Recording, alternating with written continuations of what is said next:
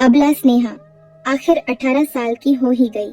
इसी खुशी में विकी ने एक शानदार पार्टी का आयोजन किया और हॉस्टल के कुछ खास दोस्तों को बुलाया था। शहर के एक छोटे मोटे रेस्टोरेंट में पार्टी चल रही थी और उसने ऊपर अपने और स्नेहा के लिए एक सिंगल रूम बुक किया हुआ था। क्योंकि असली खेल तो पार्टी के बाद ही होने वाला था, सारा हॉस्टल विकी स्नेहा के रासलीला को जानता था। दोनों की जोड़ी खूब जचती थी, जैसे रोमियो और जूलियट। वाह, क्या सुंदर जोड़ी थी। खैर, प्यार की रासलीला तो 2 साल से चल रहा थी, पर उसके आगे का सीन नहीं बन पा रहा था। बस यही बात विकी को बहुत खलती थी, क्योंकि आखिर उसका प्यासा नाक कब से फड़फड़ा रहा था और वैसे भी सब कुछ हो चुका था, सिवाय उस प्रेम निर्वाण के।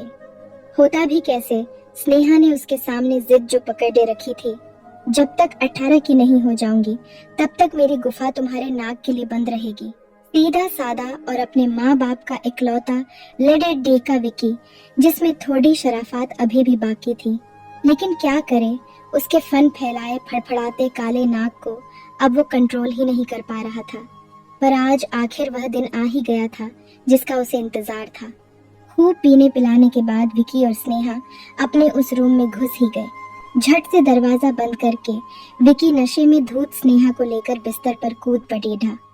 सालों से भूखा प्यासा काम रस से भरा हुआ विकी बिल्कुल समय न गवाते हुए 1 मिनट में स्नेहा के शरीर पर से कपड़ों की दीवार को निकालकर फेंक दिए। आखिर उसे स्नेहा की उस गुफा को देखना जो था।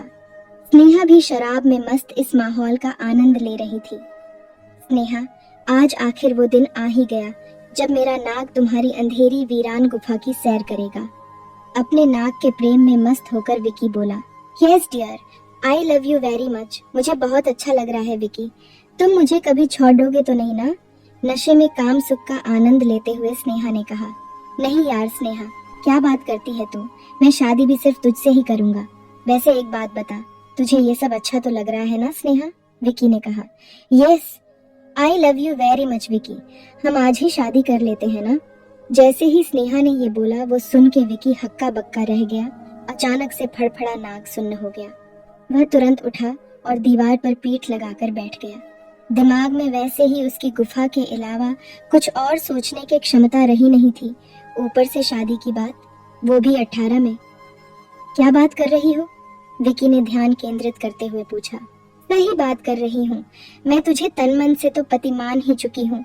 अब बस तू मेरी मांग भर दे। क्या बोल रही है? शादी को तो टाइम है ना? नेहा का जवाब सुनते ही विकी ने बोला। पर आज ही क्यों नहीं, जब मेरी अंधेरी गुफा में तुम्हारा नाग सैर करने ही वाला है तो? टेम्पररी शादी क्यों नहीं? विकी का दिमाग भी तेज था।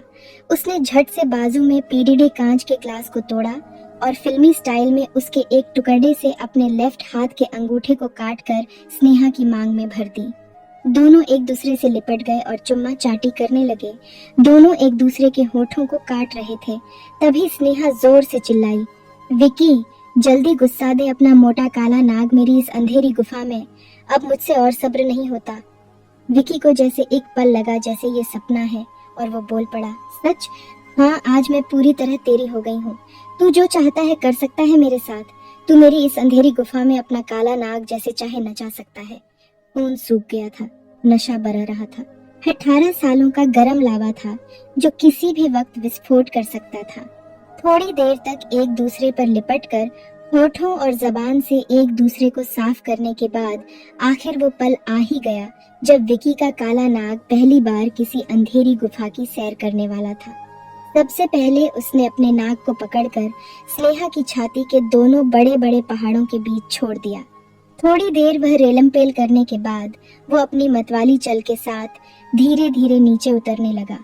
खाई सी गहरी नाभि से होते हुए वह गुफा के चारों ओर घने जंगल के चक्कर लगाने लगा। आखिर इतने लंबे सफर के बाद वह अपनी मंजिल पर पहुंच चुका था, काली अंधेरी गुफा पर। 3-4 बार गुफा के दीवारों को अच्छे से सहलाने के बाद उसने गुफा में प्रवेश किया। जैसे जैसे वह गुफा में घुस रहा था वैसे वैसे स्नेहा के भाव बदल रहे थे। फिर एक झटके से वह पूरा उसमें घुस गया और स्नेहा के मुंह से निकला, आह। फिर एक घनघोर बारिश के बाद आखिरकार उसकी प्यास बुझ गई। विकी मन ही मन अपनी प्रचंड उपलब्धि से खुश था। क्योंकि उसने ऐसी गुफा की सैर की थी जिसके अंदर पहले कोई नहीं गया था। स्नेहा टोटल टल्ली हो चुकी थी। अंधेरे कमरे, एक दूसरे की बाहों में दोनों बातें करने लगे। Sneha, thanks a lot. आज तुमने मुझे एक अनोखा गिफ्ट दिया है। 18 साल से जो तुमने किसी को नहीं दिया वह मुझे दिया। पर सच बता, कैसा लगा पहली बार? मस्त, स्नेहा बोली। पर स्नेहा, ऐसा क्यों लग रहा था कि सब इतनी आसानी से हो गया? कुछ दर्द भी नहीं हुआ दोनों को और खून भी नहीं निकला जरा भी? विकी ने थोड़ा सोचते हुए पूछा। विकी, मैं स्पोर्ट्स में थी ना इसलिए।